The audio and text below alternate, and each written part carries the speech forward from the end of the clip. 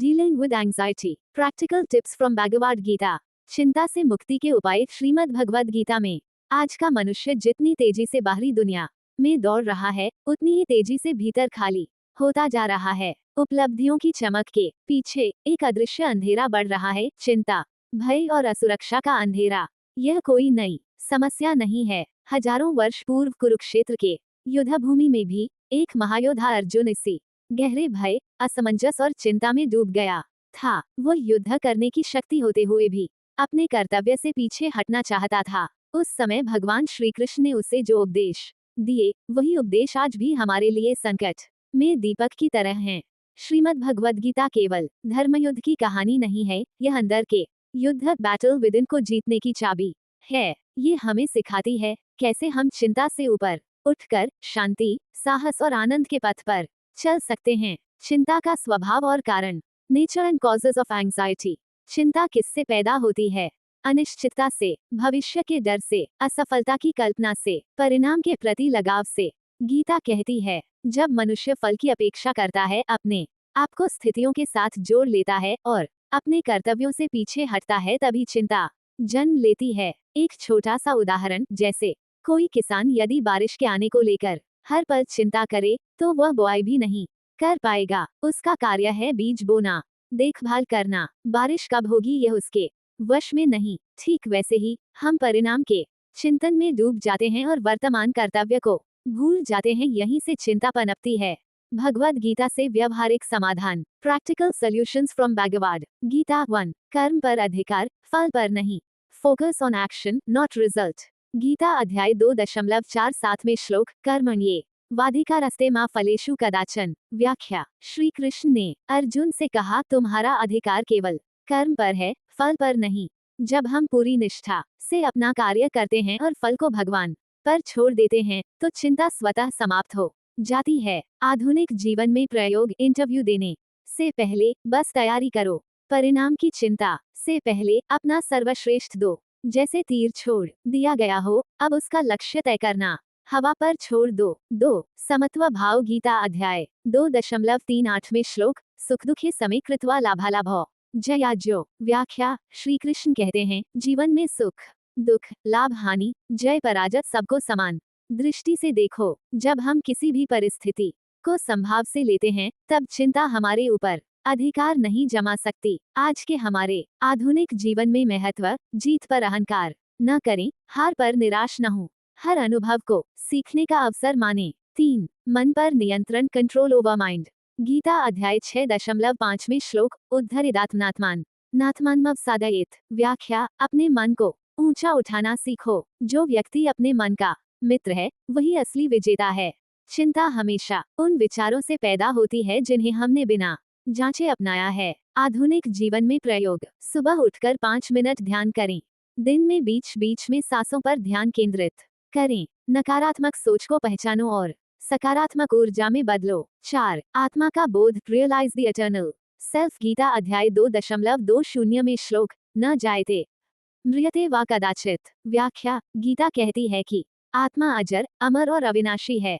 यदि हम स्वयं को केवल शरीर, नाम, उपलब्धियों से जोड़ते हैं, तो चिंता बढ़ेगी। लेकिन जब हम अपने भीतर की अमर चेतना को पहचानते हैं, तो जीवन के उतार चढ़ाव तिनके जैसे लगते हैं। आधुनिक जीवन में प्रयोग, प्रतिदिन खुद से कहें, मैं केवल शरीर या स्थिति नहीं हूँ, मैं अनंत चेतना हूँ। 5। पूर्ण समर्पण, गीता अध्याय 18.66 श्लोक, सर्वधर्मान परित्यज्य मामेकम शरणं व्रज। व्याख्या, सब कुछ छोड़कर भगवान की शरण में आओ। जब हम ईश्वर पर पूर्ण विश्वास करते हैं, तब चिंता घुलती चली जाती है।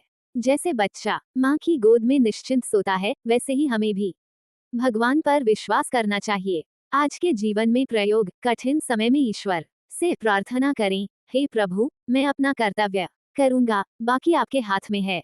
सरेंडर को कमजोरी नहीं, गहन शक्ति समझें।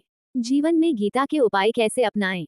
1। प्रतिदिन गीता का एक श्लोक पढ़ें और मनन करें। 2। सुबह 5 मिनट चिंतन और ध्यान का अभ्यास करें। 3। चिंता आने पर स्वयं से पूछें, 1। चिंता के अन्य गहरे कारण, hidden roots of anxiety. Gita केवल सत्य ही बातें नहीं करती, वो मूल कारणों को पकड़ती है। कुछ छुपे हुए कारण ये हैं, अज्ञान, हम अपने असली स्वरूप आत्मा को भूल जाते हैं और अस्थायी चीजों में अपनी पहचान बना लेते हैं। असंगति अटैचमेंट चीजों, लोगों और परिणामों से गहरा जुड़ाव हमें असहाय बना देता है। अभिमान ईगो, मैं और मेरा की भावना जब मजबूत हो जाती है तब हर चीज पर नियंत्रण की इच्छा चिंता को जन्म देती है। वासना डिजायर अनियंत्रित इच्छाएं पूरी न होने पर बेचैनी और क्रोध पैदा होता है, जो अंततः चिंता बनती है।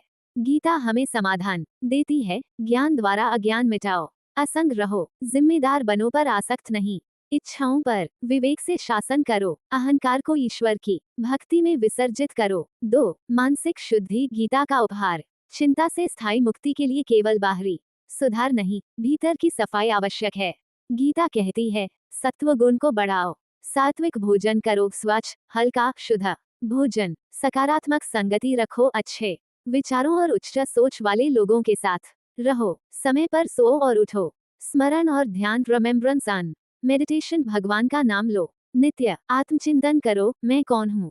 सेवा और करुणा, जब हम दूसरों की सहायता करते हैं हमारा मन अपने दुख भूल जाता है और शुद्ध होता है। गीता का संदेश, स्वस्थ चित ही स्वस्थ जीवन का मूल है। 3. वास्तविक निडरता कैसे आए। गीता में कहा गया, नान्यम गुणेभ्यः कर्तार यदा दृष्टानुपश्यति। गीता अध्याय 14.19। जब कोई समझ लेता है कि यह संसार गुणों का खेल है और आत्मा इनसे परे है, तब वास्तविक निडरता आती है। आसान शब्दों में कहे तो परिवर्तन संसार का स्वभाव है, इससे डरना कैसा। सफलता और विफलता दोनों अस्थायी है, इन्हें पकड़ने का प्रयास कैसा।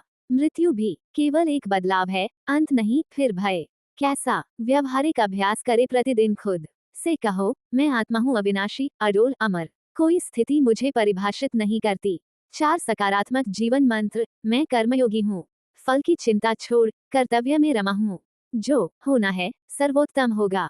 मैं आत्मा हूँ, अनंत और अजर, भगवान मेरे साथी हैं, मैं अकेला नहीं। इन्हें प्रतिदिन दोहराएं, जैसे बीज को पानी देना होता है वैसे ही अपने भीतर विश्वास और निर्भयता को सींचिए। अंतिम प्रेरणा, फाइनल इंस्पिरेशन। गीता हमें बताती है, जीवन में चाहे कितनी भी कठिनाइयां आए, अगर मन शांत है, श्रद्धा दृढ़ है और कर्म शुद्ध है तो कोई शक्ति हमें रोक नहीं सकती। चिंता केवल धुंध है, ज्ञान और भक्ति के प्रकाश से वह स्वतः मिट जाएगी। तो चलिए आज से हम चिंता को नहीं, चेतना को चुनते हैं, भय को नहीं, विश्वास को अपनाते हैं, परिणाम की नहीं, कर्तव्य की पूजा करते हैं। और जब ऐसा होगा तो हर दिन हर क्षण हम गीता के सच्चे साधक बन जाएंगे। ओम शांति, ओम शांति, ओम शांति।